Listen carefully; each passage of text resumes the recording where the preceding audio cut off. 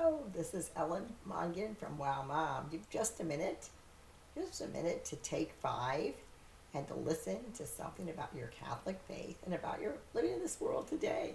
Because here's time for Take 5 with Ellen Mongan from Wow Mom. So today we decided to do something. I decided to do something new. It's inspired by the Lord. Do some 100-day talk each week for the Take 5. It's from this book here, The Passion Code. 100 Days with Jesus. Each day it takes a word and a scripture, and you speak about it. So today I read my little scripture, and the word was grief. It's a word I'm very familiar with. Grief. Is anybody familiar with that? Raise your hand. You just want to shy away from it. It's just one of those words you want to go, whoa, I don't do grief. What do people do with grief? Someone dies, they run away, they hibernate, they do many things. But the most important thing to do with grief is to face it, to spend some time grieving healthily. I've told women that before when I say, take time to walk through the valley of shadow of death with the Lord and give him your grief. But they don't want to do that. It's not like winning the lottery. It's not like getting to go to the Navy ball. It's a thing that really you wouldn't choose had not God presented that in your life.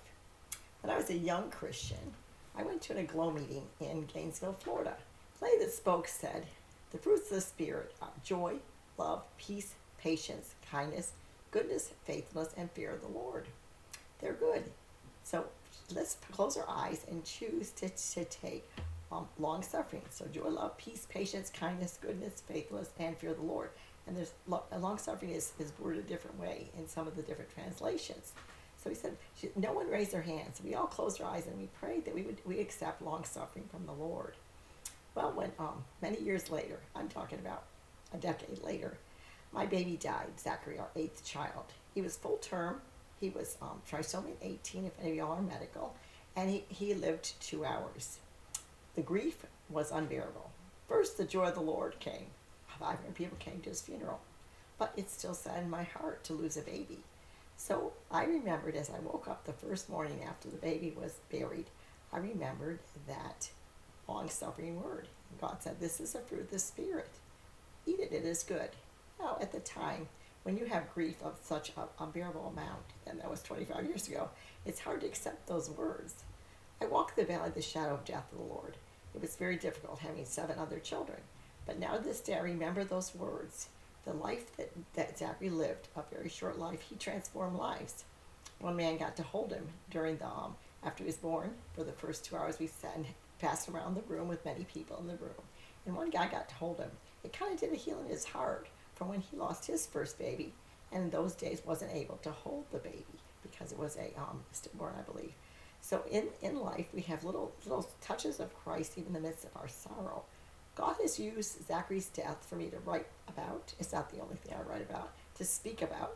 It's not the only thing I speak about. But when I do, people that are needing a healing touch from God, the brokenhearted, those who have grieved, need to hear that you're going to make it to the other end. So today the word is grief. And in the chapter here, the Passion Code, it talks about other people that have lost a child. Abraham was willing to give up his only son, and then later on, he was having to give up Ishmael. Remember, Elizabeth, his wife, sent his other son Ishmael, the Ishmael that he made with the maidservant, off. He loved his son, and the son went away. He had a grief beyond missing his son. David, again, he actually had a son with Bathsheba, the first son with Bathsheba, and the son was ill. David prayed with all his heart. He begged God. He did not eat. He fasted and he prayed. God said no and took his son. And the Ishmael, not Ishmael, but both Abraham and David share a burden of grief. The famous words David said, which I treasure, is, the Lord giveth and the Lord taketh away. Blessed be the name of the Lord. He knew it was God's will because he said, God is the one that calls us home. He just knew that he wanted the son to stay, but God made the ultimate call. That's what we say God is. God is. God is in the midst of high joy, a wedding of a child, and we have one coming up. Sean and Kendra, soon in November, and it's coming up soon. And then the sorrow of losing a son, the sorrow of losing a job, the sorrow of losing a friend, the sorrow of walking through the valley of the shadow of death of one that's going to glory and doesn't really even know what glory is, or doesn't even know the Lord well. The sorrow, there's a lot of grief in life. I say this, I had 10 car crashes in a very short amount of time. Every time I had one, I go, there was no good time to have a car accident. There's always fix the car, the recovery. There's really no good time to face grief. What I've learned through grief, though, is when no one is there, when your heart is silent in the middle of the night and you feel like you're all alone, God's there. When you wake up in the morning and that grief is heavy on your heart and you go, what do I do? God is there. Sometimes God is the only one that understands. No matter how much your family loves you, your children, your husband, God's the only one that can see within your heart. That's why we have to be so careful to test people's heart or try to understand what they're going through. Pat and I'd be very careful to say, we know how that feels. We don't. We only know what our walk was and how God changed us through it. We don't know how other people feel or other people walk that walk. It's God means for each of us to have a personal walk.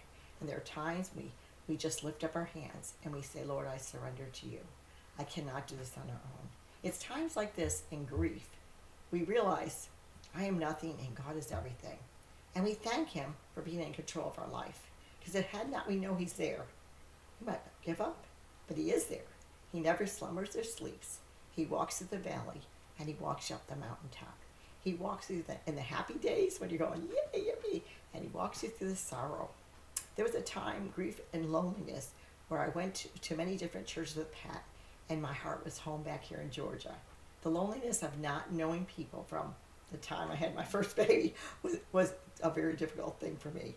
Knowing people and having some people to have your back is a very important part of the Christian walk. Why? Because God's inside the people. You can walk grief alone, and you may feel alone, but you have to have people that are supporting you in prayer and have your back. Never walk it alone. You may feel like you're alone. Make sure you have your network of caring people that have your back. David cried out. God still took his baby. Abraham delighted in Ishmael. He still went away for a season. We have to know that in the midst of our journey, God's changing us. He's changing our heart as only God can do. We put our trust in him alone.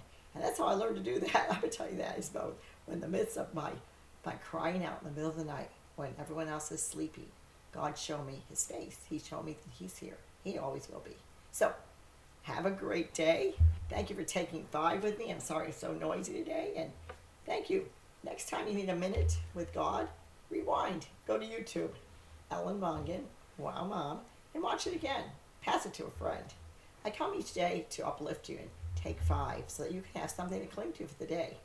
If your nugget today is grief, listen again and see what you can do to help walk through the valley with Jesus taking his hand through the valley of grief. Have a blessed day and may God bless you. Thank you for taking 5 with me. Ellen Mongan, Wow Mom. You can reach me at Ellen Mongan. No, I always get it wrong. WowEllen@yahoo.com. I wish I did bloopers more, but I don't. And my website is www.ellenmongan.com. Have a blessed day.